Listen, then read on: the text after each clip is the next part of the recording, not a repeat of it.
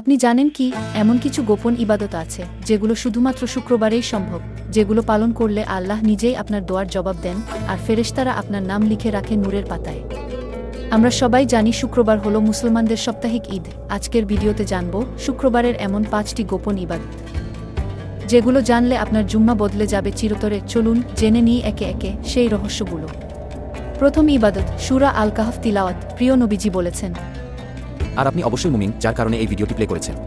তাই আপনার কাছে একটা অনুরোধ, এই চ্যানেলটি সাবস্ক্রাইব করে দিবেন আর শেয়ার করে অন্যকে দেখার সুযোগ করে দেবেন। হয়তো আপনার একটা শেয়ারে অন্য আরেকজনের ঈমান ফিরাতে পারে। যে ব্যক্তি শুক্রবার সূরা আল কাহফ পাঠ করে তার জন্য 2 শুক্রবারের মধ্যে এক নূর ছড়িয়ে পড়ে। হাদিস, হাকিম বাইহাকি। ভাবুন তো, আল্লাহ নিজে আপনার চারপাশে নূর ছড়িয়ে দিচ্ছেন শুধু একটা সূরা পড়ার বদৌলতে। এই আলো দুনিয়ার অন্ধকারে পথ দেখায় আর আখিরাতে করে রক্ষা। তাই শুক্রবার সকালে চা হাতে নিয়ে কোরআন খুলুন আর পড়তে শুরু করুন সূরা আল কাহফ। আপনার রূহ নিজেই হালকা হয়ে যাবে। দ্বিতীয় ইবাদত, দরুদ শরীফ বেশি করে পাঠ করা। দ্বিতীয় গোপন ইবাদত, নবীজির প্রতি দরুদ পাঠ। নবীজি বলেছেন, তোমরা শুক্রবারে আমার প্রতি বেশি বেশি দরুদ পাঠ করো, কারণ তোমাদের দরুদ আমার কাছে পৌঁছে দেওয়া হয়। আবু দাউদ। কল্পনা করুন, আপনি দরুদ পড়লেন আর ফেরেশতারা সেটা তুলে দিলেন নবীজির দরবারে। কি সম্মানের কথা, তাই না? একবার আল্লাহুম্মা সাল্লি আলা মুহাম্মাদ বললেই আপনার নামে নেকি লেখা হয়, গুনাহ মাফ হয়, আর নবীজি স্বয়ং আপনার নাম জানেন।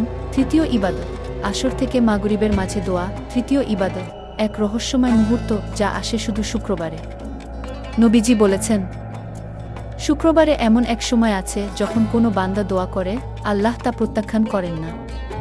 সহিহ বুখারী ও মুসলিম। অনেকে বলেন এই সময়টা আসরের পর থেকে মাগরিবের আগে, মানে শুক্রবার বিকেলটা পুরো এক গোল্ডেন হাওয়ার অফ দোয়া। তাই এই সময়টা ফোন বন্ধ, মন শান্ত, দোয়া করুন নিজের, পরিবারের, ভবিষ্যতের জন্য।